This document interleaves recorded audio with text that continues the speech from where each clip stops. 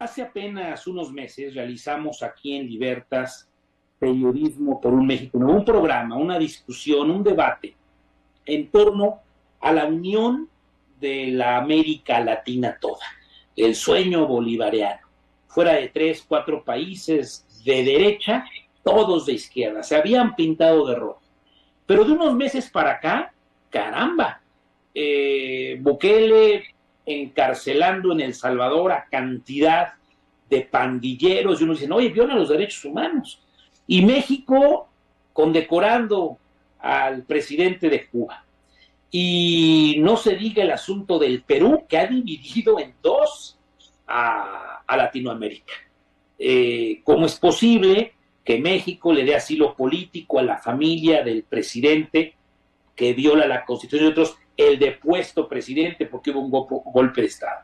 Y bueno, vamos más allá, más al sur, en Brasil, pues están divididos, unos con Bolsonaro y otros con Lula, porque la diferencia en la segunda vuelta fue 1%.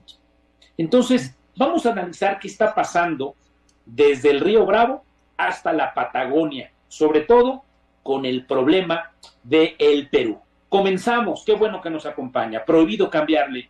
Buenas tardes, noches. AMX Noticias presenta Libertas, periodismo por un México nuevo, con Gustavo Rentería. Qué bueno que nos acompaña, es un honor que esté con nosotros a través del 34.2 abierto digital en el Valle de México y Valle de Toluca, por sistemas de cable en todo el país, por sistemas de cable también en todo el territorio nacional, y en los Estados Unidos a través de Mexicanal, y en todo el mundo a través de streaming, la multiplataforma, ordenadores, teléfonos inteligentes, pantallas, bueno, donde usted quiera que nos capte, bienvenidos, bienvenidas, qué bueno que está con nosotros. Saludo con afecto a la maestra Jimena Esquivel, ella es especialista, profesora en América Latina y el Caribe del Departamento de Estudios Internacionales de nuestra querida Universidad Iberoamericana. Hola Jimena, gusto de saludarte, ¿cómo te va? Igualmente, un gusto estar aquí. Gracias por la invitación, Gustavo. Oye, Jimena, ¿qué pasó?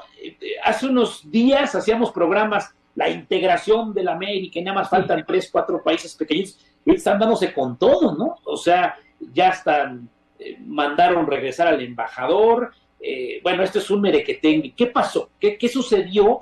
¿Y por qué Bolívar ahorita debe estar muy enojado con nosotros? Sí, se ha de estar pues dándose de topes ahí en su tumba. Pues mira, hablar de la crisis actual de Perú, es necesario echar una mirada hacia atrás, ¿no? Porque la crisis no es de ahora, yo diría, es una crisis institucional, por lo menos desde el 2016, pero incluso me gustaría como irme más atrás, a la época del presidente Fujimori, y ahora voy a explicar por qué. Porque la crisis actual de Perú tiene que ver mucho con el fujimorismo, ¿no? Entonces, Alberto Fujimori fue un presidente que llegó al poder en los 90, en el año 90, y fue el presidente que le tocó instaurar o implementar el neoliberalismo, ¿no? Es la época en América Latina, tú recordarás, pues, está Menem en Argentina, Carlos Salinas en México, Bush en Estados Unidos. Exacto. Entonces, él es el que instaura el neoliberalismo. Y 2 años después de que asumió el poder, él da un autogolpe de Estado que se conoció como el Fujimorazo. A diferencia de lo que intentó hacer Pedro Castillo, Fujimori sí tenía el respaldo del ejército.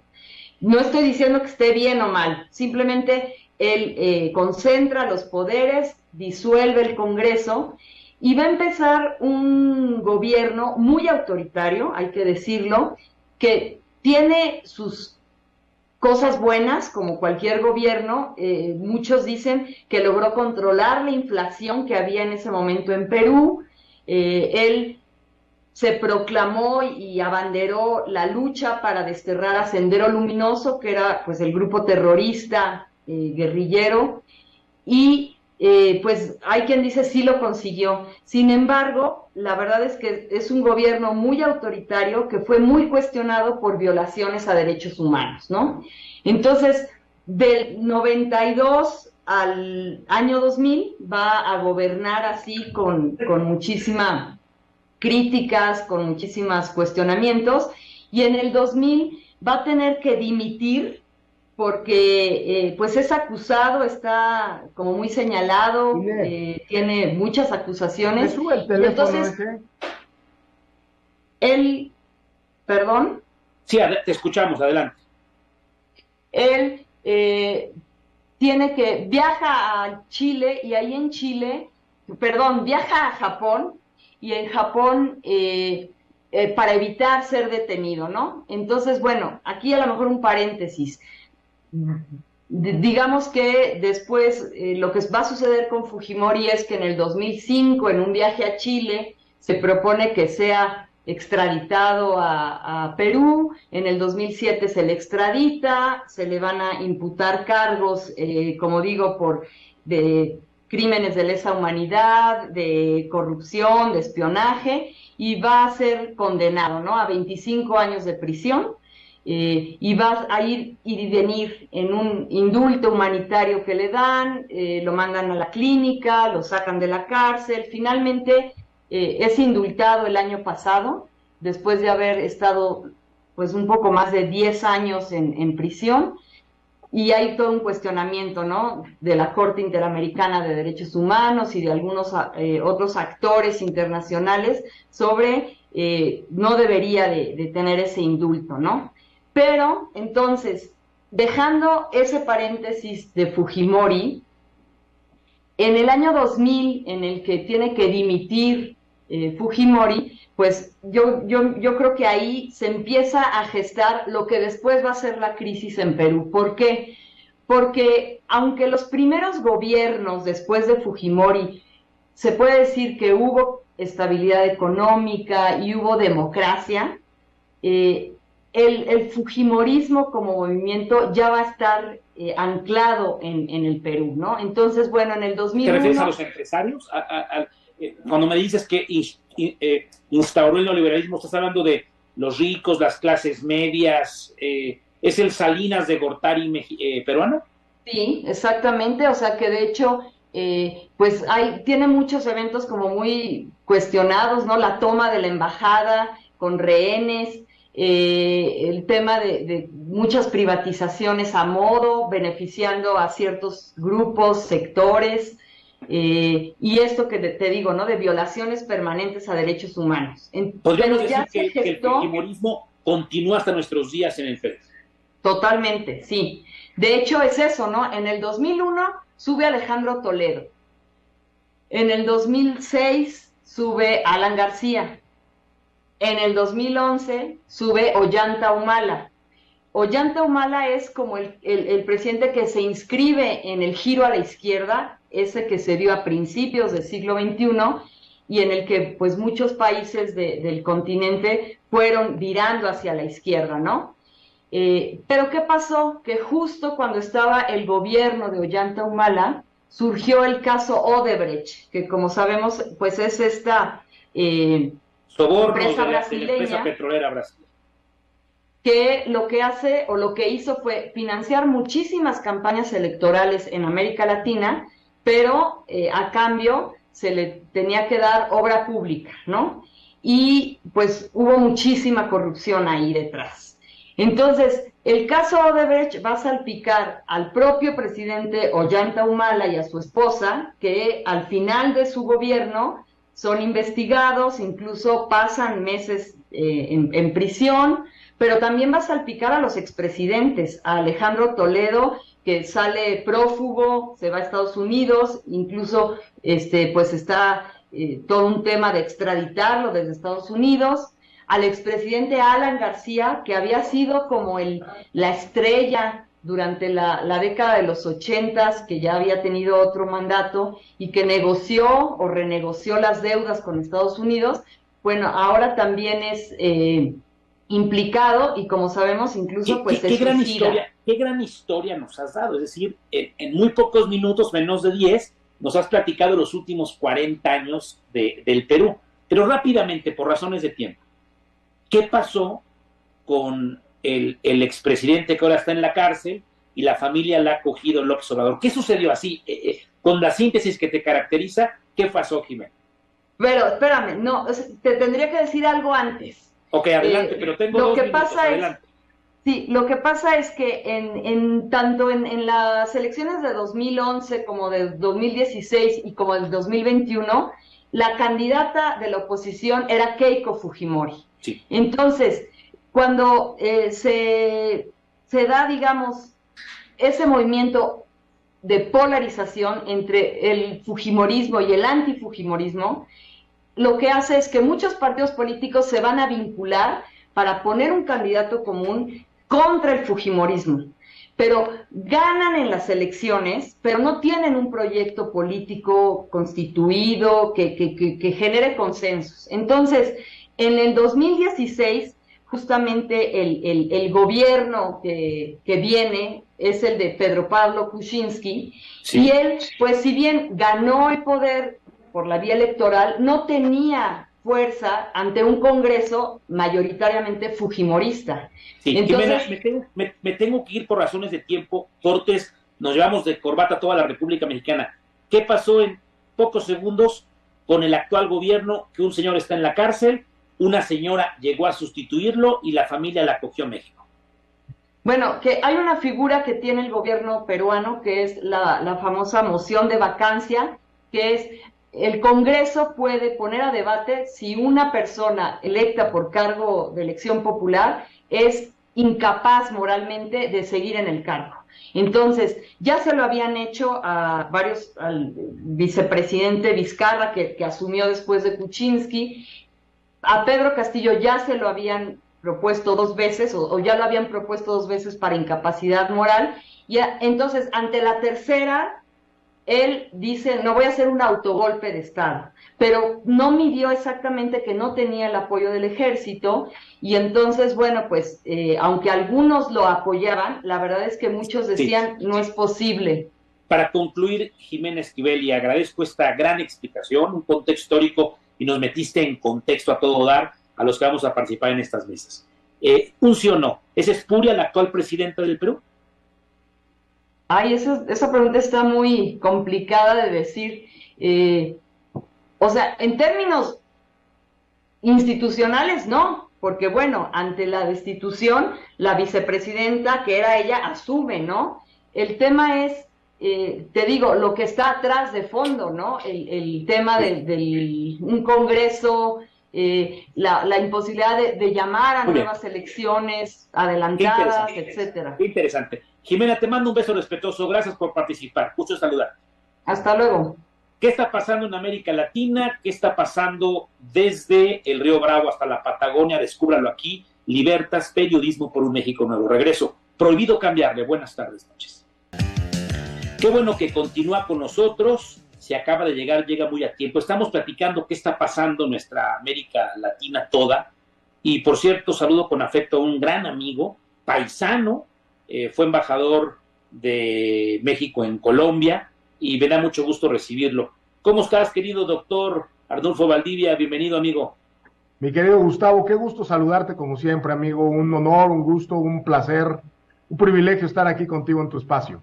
Y, por cierto, ahora vicepresidente del COMCE, ahí en nuestro querido Edomex. Oye, Arnulfo, a ver, pues tú estabas por allá cerca, en el sur del continente, y una primera opinión en torno a lo que estamos viviendo. Le planteaba a quien te antecedía, la maestra Jimena Esquivel, que hace apenas unos días producimos un programa donde hablábamos de la integración de América, ¿no?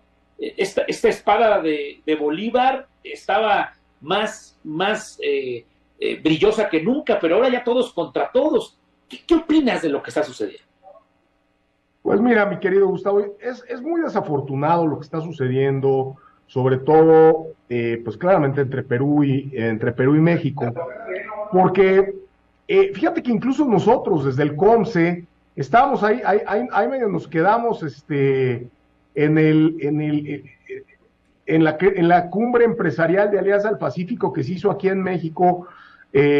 Ahí digo, pues a finales del año pasado, pues un poco nos quedamos esperando ahí al presidente Castillo, que no le dieron el permiso para salir.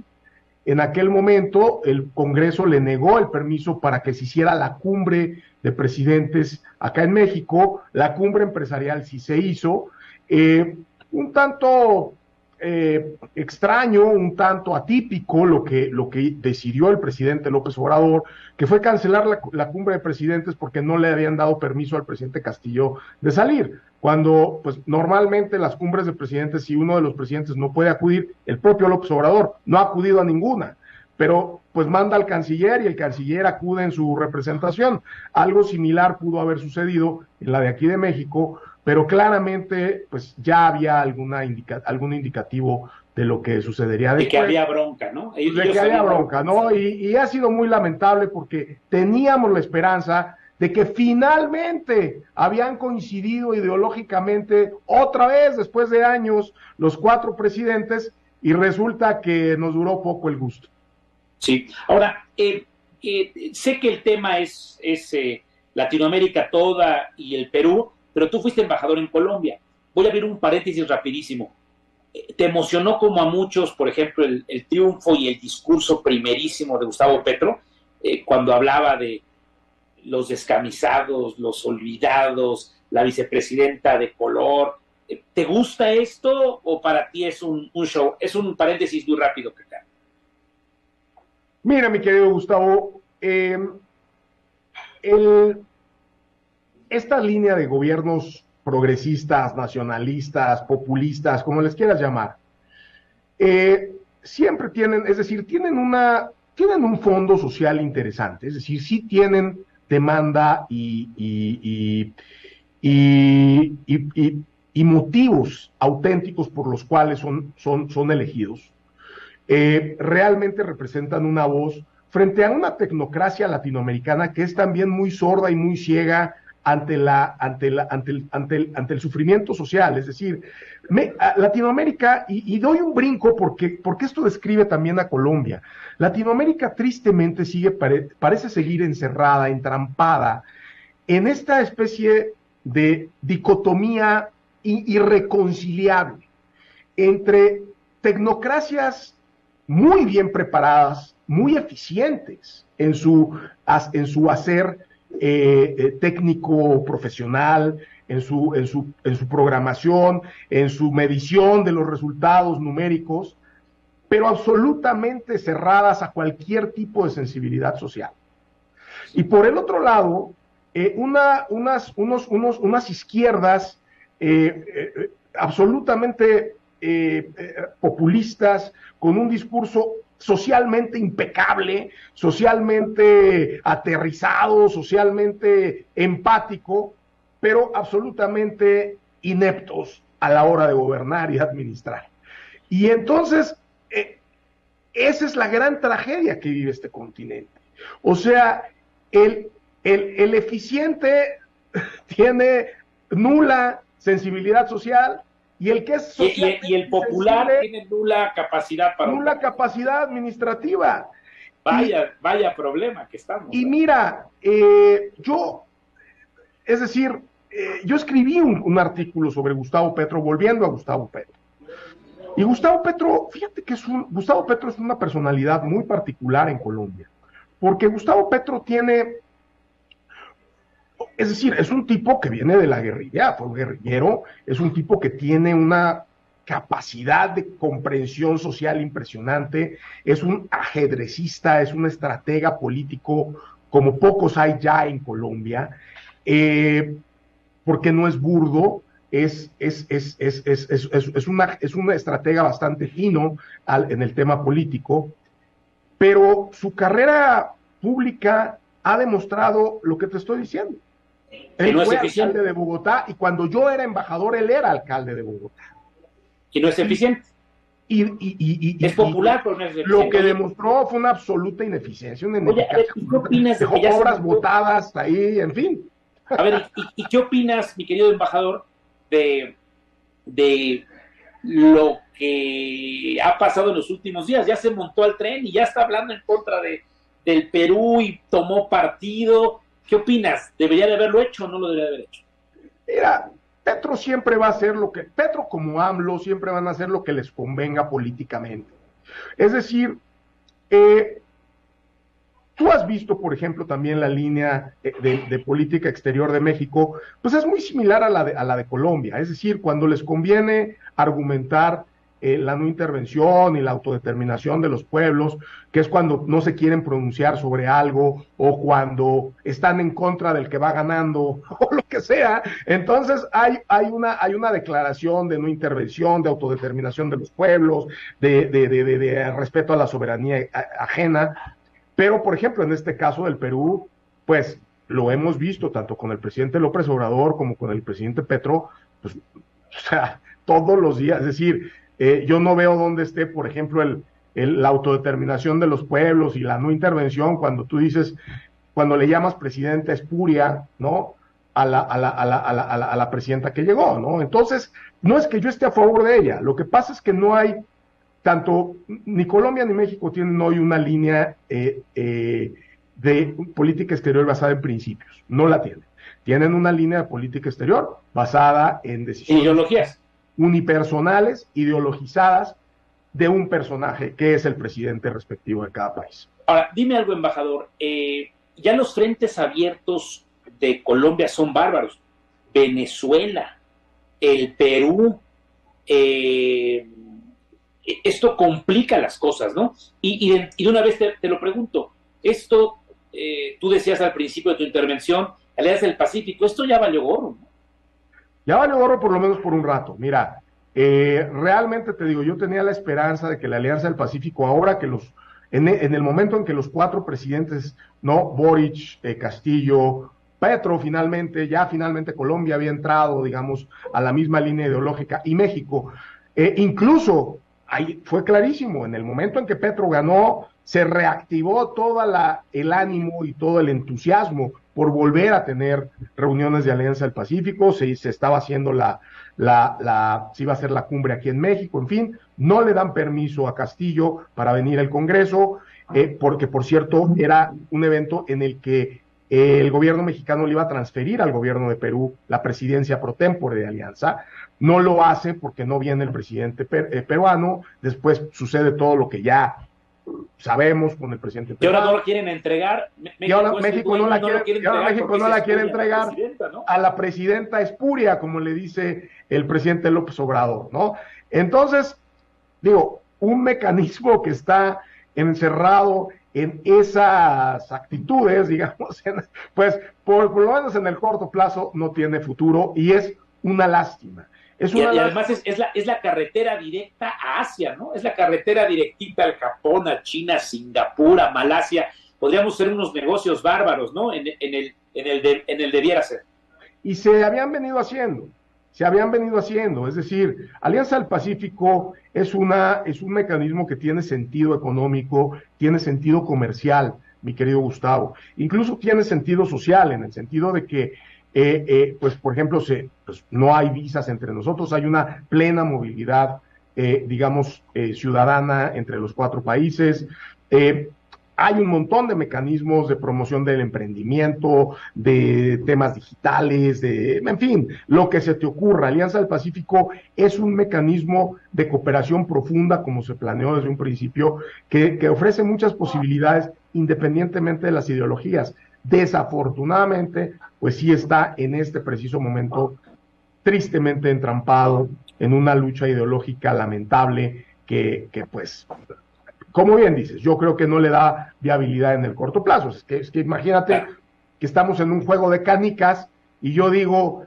es que como llegó una jugadora espuria, yo no le voy a dar las canicas o juego con un balón de fútbol americano acá. El paquete de canicas que yo tengo, que es de ella, pues no se lo voy a dar porque es espuria, ¿no? Entonces, pues ese juego está como medio condenado a no jugarse, ¿no? Desafortunadamente está muy convulsionado América Latina. Lo bueno es que te voy a seguir invitando a este espacio de Mexiquense Televisión. Te abrazo con afecto, querido paisano. Un abrazo, mi muy querido embajador. Igualmente, mi querido Gustavo, con el mayor cariño, amigo. Gracias, es Arnulfo Valdivia Machuca. Regreso, no se vaya. prohibido cambiarle, tiene algo que decir, dígamelo a través de @GustavoRentería en Twitter. Volveré.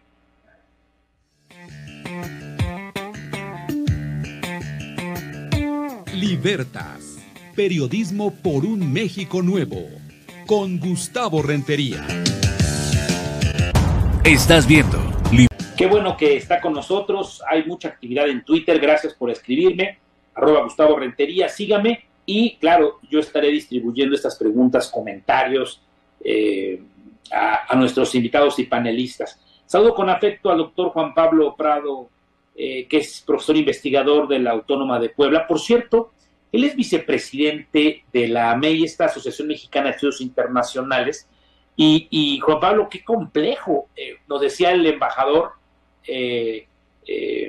Valdivia, pues a ver, yo ya no le entrego la presidencia pro tempore a la señora porque es espuria, pero yo me quedo y se está perdiendo un instrumento fundamental. ¿Qué opinas de todo esto? Es correcto, como lo decía mi querido amigo Arnulfo Valdivia, pues la Alianza del Pacífico no es posesión de nadie, ni siquiera de ninguno de los países miembros en lo individual. La Alianza del Pacífico es un mecanismo de cooperación, de integración, de comercio público que funciona desde hace 10 años y funcionó relativamente bien durante 11 años. Y en los últimos meses la alianza lamentablemente se nos está cayendo al suelo.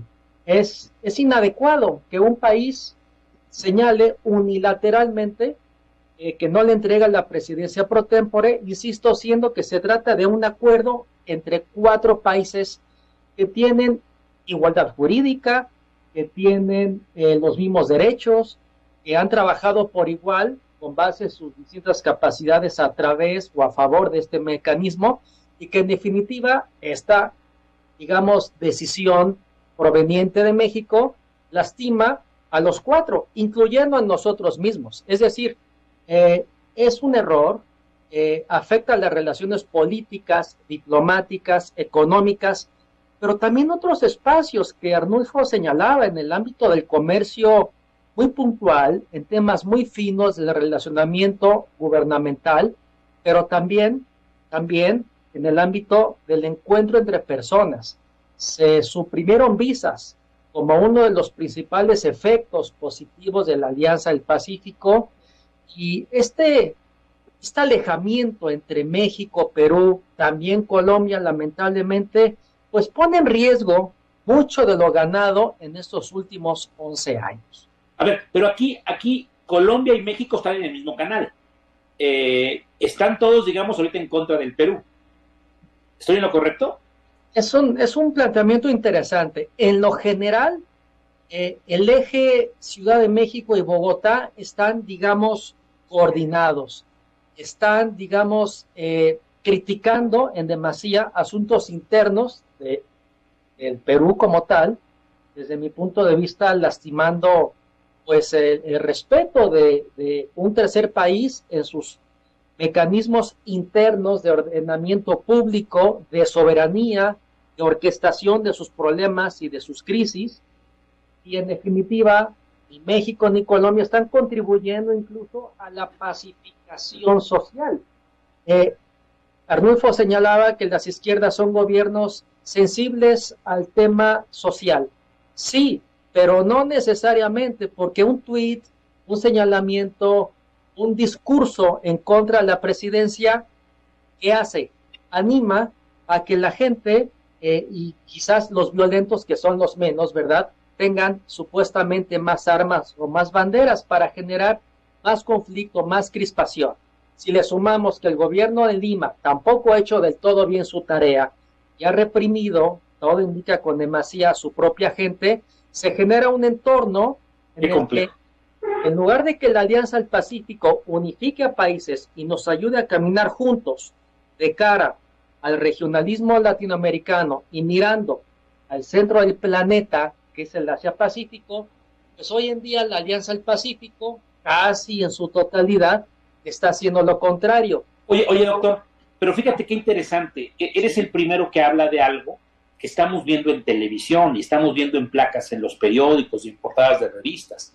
Dices tú, la señora, que le llama espuria el presidente López Obrador, no está tratando muy bien a su pueblo. O sea, lo que estamos viendo son balas de goma, o balas de verdad, o gases lacrimógenos, o encarcelamientos, o persecuciones. Híjole, es un tema que no lo habíamos tocado y a mí me parece fundamental. Es decir, es que Petro y López Obrador se meten en asuntos internos de Lima o del Perú. Ok, eso es muy discutible, pero lo otro lo estamos viendo, y ahí defender a la dama está complejo, ¿no? Es complejo. Está complejo. Es complejo. En general, los países no tienen por qué defender a otros, sino respetar a los otros, ¿correcto? Bueno, y eso es un principio fundamental de política exterior. Pero derechos humanos, no. Claro, cuando en Lima, en lo particular, y en Perú en lo general, hay crispación y hay violencia, sobre todo emanada por las Fuerzas Armadas y la policía, porque pues he seguido el tema y francamente eso ha sucedido, más de 50 muertos contando, pues el tema se complica. Entonces, estamos en una crisis regional. ¿Qué es una crisis? La suma de malas decisiones importantes al unísono o al mismo tiempo, pero creo que, volviendo al tema de la Alianza del Pacífico, no todo está perdido. Tenemos un país que es, por el momento, más sensato, más formal, más institucional, de más ordenamiento interno, que no se mete. Una política exterior, digamos, más juiciosa. Estoy hablando de Chile. Creo que Chile podría asumir un liderazgo para contribuir lo que toca hacer, al diálogo político, sentar a las partes, negociar de cara a, pues ahora sí, a salvar a la Alianza del Pacífico. Oye, ¿no? Pero también se logró en 10 años. Oye, doctor Prado, pero también Boric trae lo suyo, ¿eh? O sea, es el hijo de una persona que murió en el régimen pinochetista y su discurso, y es un joven, pero también, bueno, nada más mirar las encuestas, o sea, un personaje que llegó con una popularidad bárbara y hoy está en 30%, o sea, en otras palabras, el 70% estaría en contra, o sea, los chilenos 70% en contra de Boric. Caramba, qué complejos. Esto cambió de rumbo en pocos meses. Hubo un viraje político impresionante en el entorno regional, en la Alianza del Pacífico y en nuestros países, pero yo apuesto, estimado Gustavo, a la diplomacia, a los expertos y a las expertas en la diplomacia en los 4 países, y hoy en día yo creo que un poco más en Chile, para que la institucionalidad, las normas, tomen las riendas del proceso y de la crisis, y que de la mano de Chile, repito, a través de sus expertos y expertas en diplomacia que los tiene, Chile es un país que se caracteriza por ser un país, es el más institucional de los 4 de la Alianza del Pacífico, es decir, quienes mejor siguen normas y que tienen instancias más fuertes y más formales. Una salida, Juan Pablo, sería México, mira, yo ya no quiero ser presidente pro tempore de la alianza, pero se la doy a Chile. Esa sería una salida, castigando a la espuria que llaman espuria Petro y López Obrador. No es alejado de la realidad. Yo tengo entre mis hipótesis que a Chile, no digamos se le expulse, pero sí sea, digamos, se le reduzcan sus derechos en el marco de la alianza. Al fin y al cabo, la alianza es un mecanismo presidencial de integración y de colaboración, es decir, los presidentes mandan y hay pocos ordenamientos jurídicos para, digamos, generar los caminos por los cuales... Sí, pero la foto ya nunca se la van a tomar. La foto López Obrador, Petro y la nueva presidenta del Perú, esa ya no existió. Eso ya no va a suceder.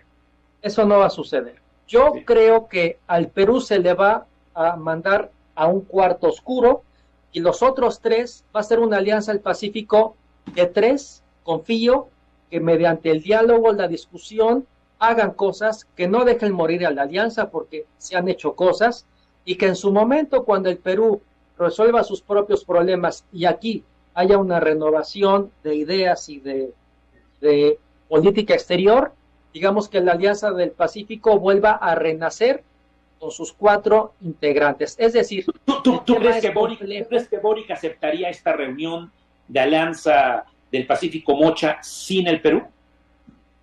Yo creo que en la política interna, internacional, hay que tomar decisiones y arriesgar. Si la Alianza del Pacífico está, digamos, en riesgo de muerte, es posible que Perú acepte para salvar un mecanismo al cual después Perú, en su momento, vuelva a integrarse. ¿Por qué? Porque la alianza no solo son 4, hay otros países que son asociados, que son potencias medias, y nos están observando, y después de concedernos, digamos, confianza, como Singapur, como Corea del Sur, como Canadá, como Australia, pues no podemos quedar mal con ellos. Es decir, tenemos compromisos hacia adentro y hacia afuera. Oye, hay otro dato, Juan Pablo. Hay otro dato que molesta mucho a Malasia, a Singapur, a Corea, a China, a Japón, que es la reciente visita de los 3 amigos, Biden, Justin Trudeau y López Obrador de México, que dicen, para fortalecer esta alianza de libre comercio norteamericana, vamos a quitarle fuerza a los chinos. O sea, es un golpe gancho izquierdo, gancho derecho a Xi Jinping, es decir, ya no están integrados en la Alianza del Pacífico, ya no hacen tanto comercio con nosotros, y aparte me quieren quitar fábricas, el famoso nearshoring en México. Oye, esto no ha de tener nada contento a los asiáticos. Sobre todo a los chinos, están muy molestos con ese apartado, con ese artículo del TEMEC, pero que no nos limita a hacer comercio con el resto de nuestros socios del Asia con Japón, Pacífico. Con Corea, con Singapur. Exacto. Entonces, ¿cuál es una conclusión? Que nuestra política exterior no es clara, es errática y estamos dando bandazos. Es incoherente. Nos peleamos con socios con quienes hemos construido una relación incluso intersocietal con los peruanos durante décadas. Se lastima la relación política diplomática y por otro lado también con el gran, a los chinos no los tenemos nada contentos. Es decir, oye, pues, por un lado o por el otro, creo que nuestra política exterior debería reestructurarse, repensarse, porque no nos está ayudando a posicionarnos ni siquiera a nivel regional. Muy bien, muy bien. Doctor, ha sido una explicación fabulosa, te mando un abrazo con mucho cariño, cuídate mucho. Muy buenas tardes, gracias. Gracias, doctor Prado. Y vamos a cerrar con la doctora Aribel Contreras. No se vaya, tiene algo que decir, ya lo sabe, @GustavoRentería. Volveré, prohibido cambiar. Bueno, mientras está esta discusión de si es espuria o no la presidenta del Perú, si debe de respetar Petro, el de Colombia, y López Obrador de México a la presidenta, porque así lo marca la ley, de si fue un autogolpe de Estado lo que hizo el señor hoy encarcelado presidente depuesto del Perú. Más allá de esa discusión, hoy hay una consecuencia. Han declarado al embajador de México en Lima como una persona no grata. Y pues regrésate a México. Y se convierte un problema grave en materia económica, financiera, diplomática, y nadie sabe qué va a pasar. ¿A qué queda reducido, doctor Aribel Contreras? Saludo con mucho afecto, bienvenida, gracias por la coordinación de este programa. ¿A un encargado de negocios como lo tiene Cuba en Washington? ¿Qué debemos de entender de todo esto? Un gusto saludarte, Gustavo, y me parece muy importante que arranquemos con esta pregunta porque he leído en varios medios internacionales que ya hablan de una ruptura en las relaciones diplomáticas, y esto hay que destacarlo a tu auditorio. Perú no ha roto la relación diplomática con México, la ha llevado a un nivel mínimo, que es poner a alguien encargado. Entonces se llama encargado de negocios, porque quien está frente a la embajada no es alguien que tenga un rango de embajador, es una manera de expresar la molestia, de decir, pues nuestra relación está sumamente fría, por no decir congelada, pero no está rota. Esto es algo bien importante y de hecho está estipulado dentro de la Convención de Viena de las Relaciones Diplomáticas, Gustavo, donde se especifica con gran claridad, por un lado, en el artículo 9, cuando una persona no es bienvenida, por eso se dice persona non grata, es decir, no va a ser bien recibida en ese país, que en este caso fue el embajador de México en Perú, que ahorita no hay embajador, nada más hay un encargado de negocios, y a la inversa. retira a la presidenta Boluarte, al embajador de Perú en México, y por lo tanto se queda únicamente la relación en lo mínimo. Ojo, la relación diplomática, Gustavo, porque en términos comerciales eso continúa. Las empresas son quienes hacen las transacciones, y de hecho México se ha convertido a lo largo de estos ya 200 años de relaciones diplomáticas. Al día de hoy México ocupa la 4ª posición como socio comercial de Perú, y Perú ocupa la 6ª posición como socio comercial de México dentro de los países de la región de América Latina. Entonces no es un tema la única solución, perdón que te interrumpa, doctora, la única solución de avanzar en la relación es que se vaya López Obrador de la presidencia y la nueva presidenta del Perú concluya su mandato. Esa es la única solución que le ves. No se van a dar la mano, no se van a dar un beso, no se van a sacar fotos, no van a ir a ninguna reunión de la Alianza del Pacífico. López Obrador no le va a entregar la presidencia pro tempore. ¿Qué va a pasar? Mira, es un escenario, sí, pero yo veo un escenario previo a ese, Gustavo, que sería que efectivamente Perú convoque elecciones anticipadas, gane quien gane, y entonces quien ocupe el asiento del Ejecutivo en Perú, como gana de manera por sufragio efectivo, ahí el inquilino de Palacio Nacional no puede decir que es ilegítimo, y entonces ya en ese momento otra vez se van a restablecer las relaciones diplomáticas y las cosas van a continuar. Oye, pero ahí hay un tema muy importante. La señora como vicepresidenta asume el poder, eso dice la Constitución, y ella en su discurso de toma de posesión dice, voy a citar a elecciones, pero ya le gustó el poder, el helicóptero, el avión, los guaruras, los coches, la casa, la comida, las fotos, ya le gustaron, y no citó a nuevas elecciones, parece que va a acabar el mandato. Que es algo como si fuera un déjà vu, ¿no? Algo visto en Bolivia con Yanina Áñez, que quería supuestamente convocar elecciones anticipadas y no sucedió. Pero algo importante es que no quede paralizado el mecanismo de la Alianza del Pacífico. Es decir, esto es lo que ya sabemos, el estatus de la crisis diplomática entre México y Perú. Pero ahora algo importante es salvar, que no quede en una situación de que no fluya la Alianza del Pacífico, insisto, en términos políticos, porque la parte comercial fluye, avanza y esa continúa. Entonces, hace rato yo estaba viendo el programa y todos los otros invitados estaban comentando con respecto al tema de Chile, con respecto al tema de Perú, más los otros, Colombia y los otros países asociados. Es muy importante que el mecanismo de la Alianza del Pacífico continúe, más allá de entregar o no entregar. Aquí lo importante es cumplir con la diplomacia de México con a cabalidad de que es un compromiso entregarla, y si no se la quiere entregar a Perú, no se puede obligar, pero yo creo que ahí va a tener que haber una gran cordura por parte del presidente colombiano y el chileno para buscar una solución, ahora sí que una solución pacífica y que no afecte más la Alianza del Pacífico, Gustavo. A ver, Aribel, doctora, esto ya cambió lo que dijimos en un programa anterior. Bolívar y el sueño bolivariano, y tenía razón el Che, y tenía razón Benito Juárez, ya nada más faltan Uruguay, Paraguay, son bien poquitos, ya todos son de izquierda, pero esto ya se revolvió. Boric hablando, Petro hablando, aunque allá no hablan castellano, pero hablan portugués, el tema Boric-Bolsonaro que dividió al país en dos. O sea, la gente debe de entender que en segunda vuelta ganaron la diferencia es un punto porcentual. Y si nos vamos al norte, también lo he dicho, nos vamos a Estados Unidos, la diferencia en el Senado es un senador de un partido a diferencia de otro. Es decir, estamos muy jaloneados. Esto del Perú, ¿cómo impacta toda la zona? Y yo diría inclusive hasta Estados Unidos. Uno diría, no, bueno, está muy lejos. No. Hasta Estados Unidos afecta el asunto. Por supuesto, Perú es parte de esta región andina, claro, donde no solo desestabiliza a sus vecinos, sino se destabiliza toda la región de América Latina.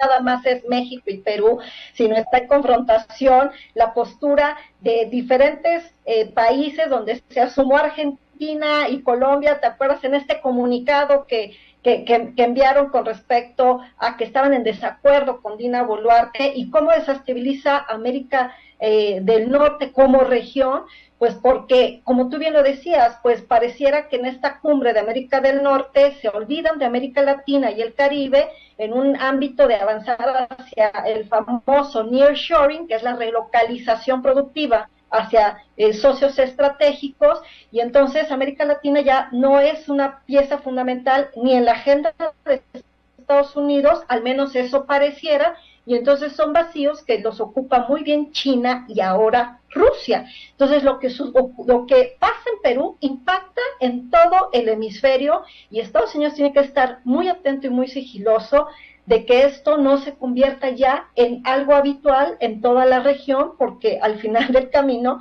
pues es su zona natural de influencia a nivel geográfico. Oye, a López Obrador, doctora, le salió el tema a Bolivia.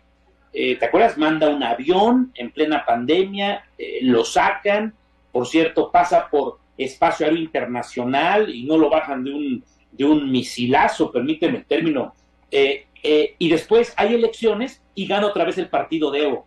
Entonces sale como un héroe internacional López Obrador, mínimo visto desde Bolivia. ¿Puede pasar esto? Citar a elecciones la ahora presidenta espuria del Perú, gana otra vez el grupo pues del presidente depuesto en contra de esta presidenta y se vuelve héroe internacional López Obrador, o en el Perú ya nos ven como este señor se mete en lo que no le importa? Yo creo que las formas son tan importantes como el fondo, y al día de hoy ya no es solo Perú, sino en la región hemos visto una gran división, no todo el mundo opina conforme está la postura del gobierno mexicano, y ya no quedaría como un héroe, sino que sí ha quedado como un injerencista, porque tú hace rato le comentabas a un invitado de que qué pasaba de no opinar cuando había violación de derechos humanos, y entonces... Sí.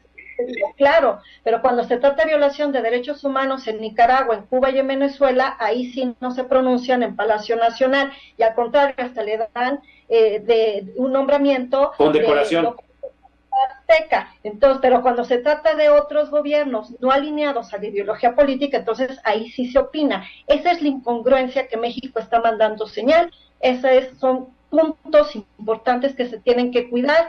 Ahí es donde urgen asesores diplomáticos, que sí los hay en Cancillería, pero que no son escuchados en Palacio Nacional, para que México no quede mal parado. Eso yo creo que es algo muy importante. Claro que puede suceder lo que acabas de decir en Perú, y entonces veremos a Dina Boluarte o tras las rejas o huyendo del país, pero al final de cuentas, mientras eso no se dé, hoy lamentablemente hay una crisis diplomática entre México y Perú, después de que en este año, Gustavo, se cumplen justo los 200 Híjole, años. Qué terrible, iba a haber una fiesta, iba a haber un encuentro, íbamos a festejar. Y hay un dato, en el caso de Evo, quizá Marcelo Ebrard Casaubon lo hizo con toda fuerza, ¿no? Hoy esto nos posiciona en América Latina, pero en el caso del Perú, yo no sé si Marcelo está completamente convencido. Él es un empleado del presidente, si no le gusta, pues renuncia a la Cancillería, ¿no?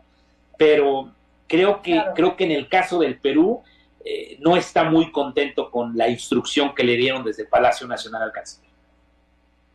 Exactamente, y sobre todo porque no olvidemos que a quien mandan, que es a Pablo Monroy, y que me merece todo mi respeto, no tiene el rango de embajador. A él lo nombran embajador dentro de Cancillería a través de también un mecanismo irregular donde no se cumplía el reglamento del Servicio Exterior Mexicano. Entonces también este tema ha generado y ha mermado mucho lo que tiene que ver con los miembros del Servicio Exterior Mexicano, porque dicen, es que esto también sucede porque mandaron a alguien que no contaba con la experiencia requerida de rango de embajador. Entonces hoy, pues las embajadas están acéfalas, están al nivel mínimo, e insisto, las relaciones no están rotas, están congeladas. A nivel de negocios. Muy bien, pues doctor, aprecio mucho la coordinación del programa, siempre tenemos invitados de lujo, y aunque son programas lejanos a nuestro entorno, pues están muy cerca por la manera en la que ustedes lo explican. Te mando un beso respetuoso, cuídate mucho, es un placer saludarte. El placer es mío. Hasta luego y buenas noches, Gustavo. Corran la Gracias. voz, este programa se repite el próximo lunes en punto de las 11 de la noche. Y aquí nos encontramos, usted y yo, el próximo sábado en punto de las 10. Mi nombre es Gustavo Rentería y los invito como siempre a que juntos hagamos mejores noticias para un mejor México. Pásela bien, adiós, buenas tardes, noches.